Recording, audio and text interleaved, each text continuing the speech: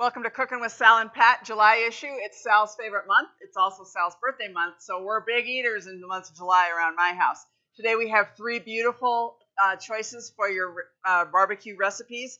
We have Pat's bacon wrapped stuffed chicken breast on the grill, which is phenomenal, absolutely phenomenal. We have strawberry bacon salad with a homemade vinaigrette dressing. And the showpiece for the dinner is chocolate fantasy, 5 ingredients, and you do not want to miss any part of this. If you could just put your little mouth up to the TV, I'd give you a bite of this right away. If you like what you're seeing today, please like this, click on the link below for the recipes, and subscribe. I just want that. Well, you can have just that. Okay. You're a grown-up. You can eat whatever you want to eat. Thanks, Mom. You're welcome. It does have Kahlua in it, so don't eat it for breakfast.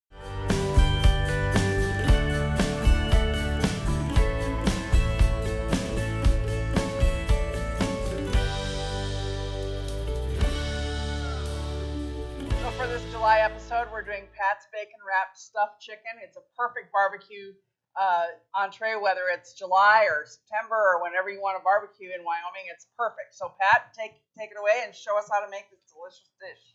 Alrighty. So basically we're doing a regular everyday chicken breast. We're going to slice it open. We're going to stuff it with all the ingredients we have here, which is spicy sausage, spinach, which makes it healthy, Swiss cheese, spaghetti sauce, and some Italian seasonings. So let's get started. I'll just stick my knife into it and then kind of roll it around. So I'm just having one small hole. And I like to have it upside down so this part's facing up. The reason for the one small hole is when you're melting the cheese or whatever, there's only one place for it to escape. So I'll cut it and then I kind of put my finger in there and just make sure it's all open. So it's wide open inside of there. Do the same thing again. I get the meaty side of the breast. So this is the small side, this is the meaty side. Flip it upside down, and the reason it's upside down because you can come through that area there. So one small hole, roll your blade around, and then go the opposite direction. So the first thing I always put in there is the meat because it's the hardest to get into the hole. And there's no set amounts, just kind of whatever you feel like you want to put in there until it's kind of full. Just a little bit more. And this is just chorizo, and obviously if you didn't like that much spice, you Correct. could just use another pork sausage. Correct. Seasoned pork sausage. I don't know who wouldn't like chorizo, but some don't. Correct. Then just, the hole has to be big enough to fit the cheese in there. Cube of Swiss, right? And then I forgot my spoon. Could you grab a spoon from this cabinet right here? Sure. Have two. This? Yep. Perfect. And once again, if you don't like getting your hands messy, my meals is normally your hands deep into all of it, so. Just regular spaghetti sauce. Regular spaghetti sauce. And once it, just kind of pushed around, made the hole bigger than I wanted it, so. But then set that one aside, you're done. Oh, gotta put the healthy stuff in there. Spinach. And once again, there's no right or wrong way. You're just stuffing the breast full of stuff. Seasoning goes on the outside? Yes. Okay. And about how long will these cook on the grill? I know it's hard to tell, depending on the thickness of the breast, but I try to do about 5 to 10 minutes per side is normal. And once we do the bacon, depending on which way, I'm going to show you both ways of doing the bacon. The regular way of just doing the spiral wrap around, which is the easiest way. It's the way I mostly do it at my house because it's more evenly cooked. Or we could do the basket weave, which I'll show you how to do a basket weave really easily. Alrighty, so when we're doing this, this would be the basket weave. So it doesn't matter how many wide you go. Pull it off first, and I always like to stretch it out a little bit longer. Oh, I forgot to put the seasoning. Throw a little bit of seasoning down here. I was wondering about the seasoning. Okay. Main thing for the seasoning, what it's doing, it's also helping us not stick to the bacon's not going to stick to the tin foil as easy.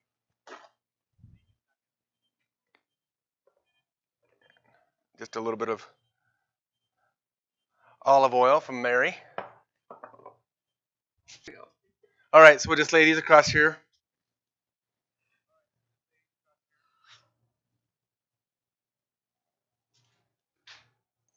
We'll flip 2 opposite ones. Lay down a half. And then flip those back over. Then flip these over. And repeat.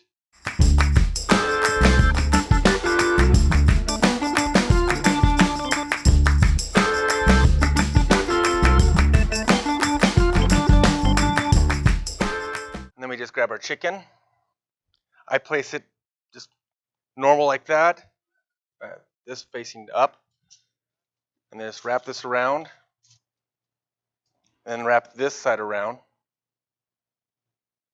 And this is the side where we're going to want to put down first.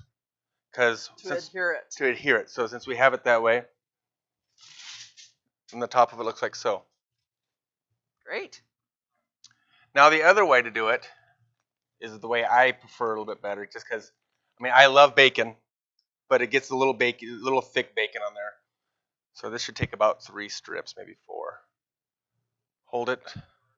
The first wrap's the hardest one because it's really slimy. So another way of doing it, you could put some of the Italian seasoning on it if you want. After you get it started. Oh my goodness, I'm burning up the house. And this looks really cool if you keep your stuff real tight. It looks cool once it's cooked. It's a little show-off thing. It's delicious. And notice how I'm overlapping where I stopped. I start there again, like so. Fabulous. Let's get those babies on the grill. Let's get them cooking. The perfect accompaniment to Pat's fantastic stuffed bacon stuffed wrapped chicken. Tongue twister. Yes, bacon stuffed wrapped chicken, which is on the grill as we speak, is strawberry bacon salad. We're continuing our theme of bacon in nearly every recipe, I believe, and there's nothing wrong with that. So this is a wonderful romaine lettuce based salad, and of course you can substitute in spinach if you'd like, or you could go half and half. But the dressing literally is 4 ingredients. Homemade vinaigrette, there's nothing like it. This is plenty to dress. You might think that this is a small amount of dressing, but the salad serves 4, and this is plenty dressing to dress that beautiful salad. So we're going to start with a 1/4 cup olive oil from Mary Walsh from downtown Casper. Great little store too. Of course, it's a wonderful store. It's like going to a liquor store but olive oil and balsamic vinegar are your choices. And all the tools they have in the back for all the kitchen stuff. Yep. And she lets you drink. She lets you drink it before you decide what kind you want, which is fantastic.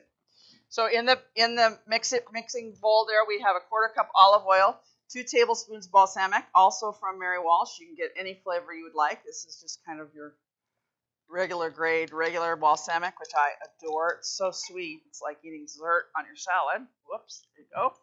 Speaking of sweet, 2 tablespoons of honey.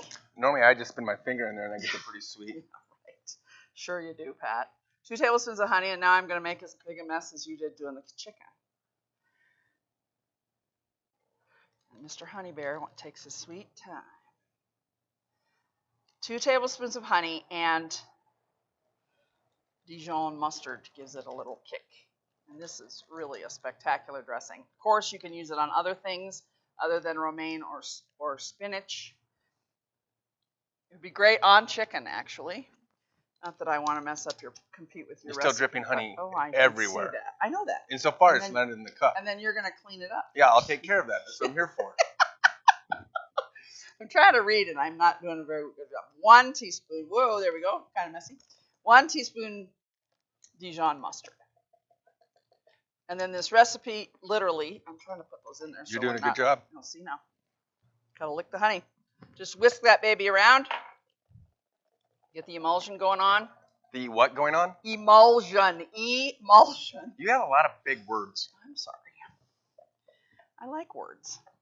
English and spelling are what I do. I wanted to be a professional speller, but I didn't know anyone who needed one of those. So I went into sports writing instead because that's the only other thing I can do. All right. And cooking. But at the time, I didn't really know about going to school to cook because the only person who taught me how to cook was my mama. Trying to not to make a huge mess and, of course, not succeeding. But there is our dressing, our 4-ingredient dressing For the strawberry bacon salad, simply olive oil, balsamic vinegar, honey, and Dijon mustard. Does that go in the fridge at all, or just keeps it out? I would just make it right before you make the salad and don't keep it out because it may thicken on you. If it does, you just shake it up a little bit. But yep, that's ready to go. And we'll be back in a moment to show you how to do the salad. And if this doesn't say summer, I don't know what does. It's just the perfect accompaniment. Fresh salad goes with any grilled thing you want to make. It has bacon in it, which of course to me means it's a main dish all on its own. It's just simply, and look at this. I did not buy bagged salad, which I always buy for us at home. And this is just one beautiful head of romaine.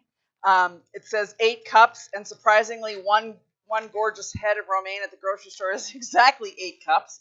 And yes, I did measure because I'm weird that way. Okay, now here's the beauty of the recipe. So there's 8 cups of chopped romaine.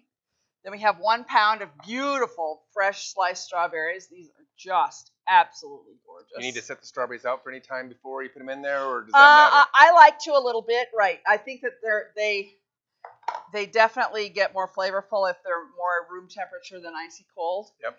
And these were just enormous berries. I actually quartered most of them, and they're just huge, huge, huge, huge. Okay, we have 2/3 cup crumbled blue cheese. Of course, you can use feta if you prefer, but we like blue at our home. 5 or 6 strips crumbled crispy bacon. Might as well do 7. That's a lot. That's actually more than 6, I think. And then 2/3 cups pecans. I don't like pecans. I'm sorry. Well, then don't use them. Do you like any kind of nuts in your salad or no? I don't like nuts in my salad, no. You're not a nutty person? No. Okay. Then we're just going to give this a big toss. You use your hands, I use my hands. Everything's all tossed together. This is a great salad. It does look good. We tested this. And hopefully all the nuts fall to the bottom. Well, you could, be like Sal and pick them out, pretend it's cilantro. And then. Oh, so you put that on all at once? All at once, because you're going to serve it. And that way the little goes a long way. And exactly, and the ranch man will just have to deal. You make it the way the people you're feeding want it. There you go. Great, voila. Alrighty. So it's starting to crispen up from the other sides. Notice how the spiral is starting to look really cool. See how the basket weave looks on the other side.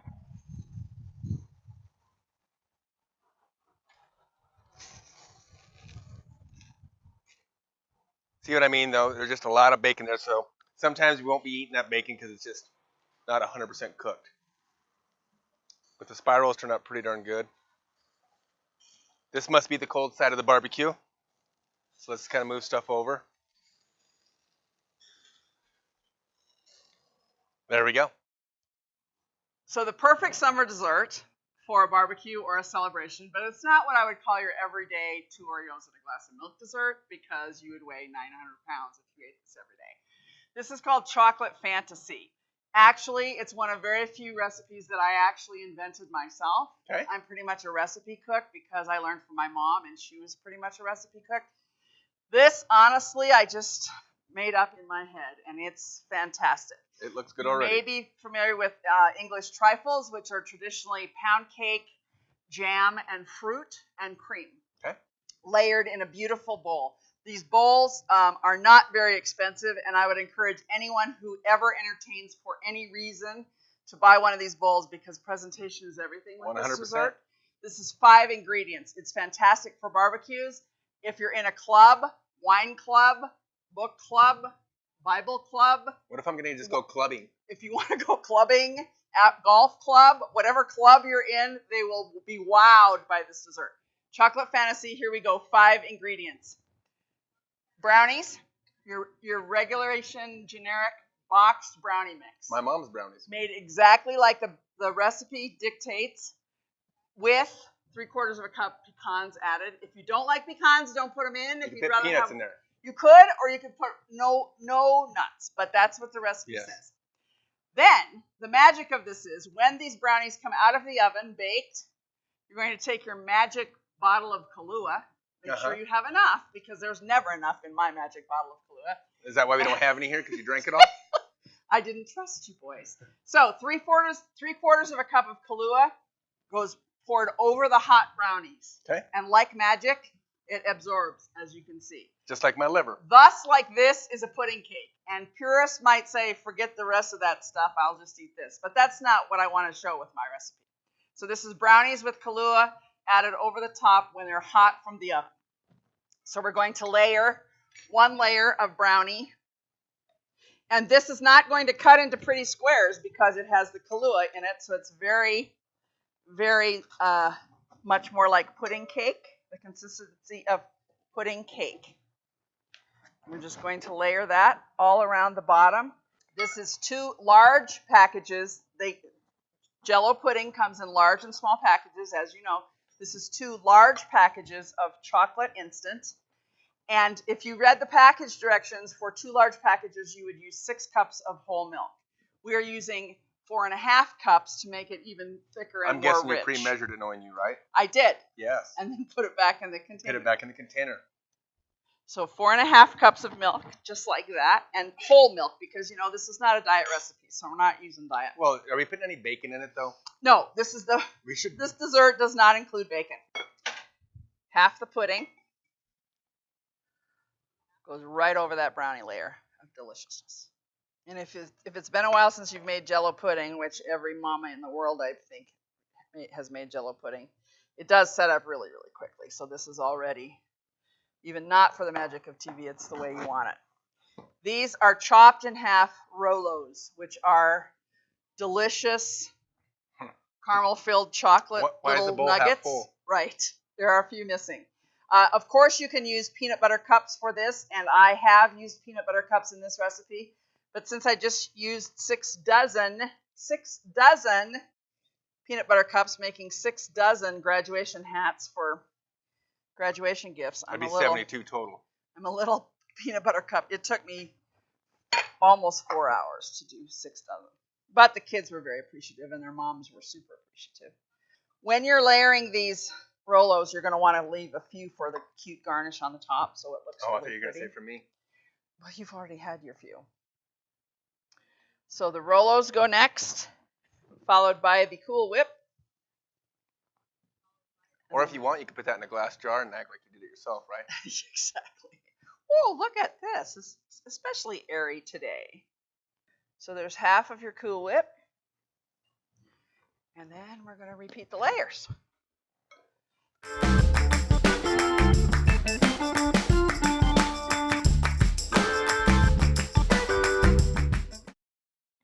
There you go. Almost bit your damn finger off. I did. You did. I did. You did. All right. There you have Chocolate Fantasy, 5 ingredients, and it is fantastic. Alrighty, I think we're about done with a few of them. Let's check them. These 2 look like they need just a little bit more time, but these 3 look like they're basically done. So it's not a big deal that part of the spiral came off. And the basket weave never, when you put it on the grill, it doesn't always look like a basket weave when you're done. When you do a full turkey and it doesn't touch the grill, it always looks cool.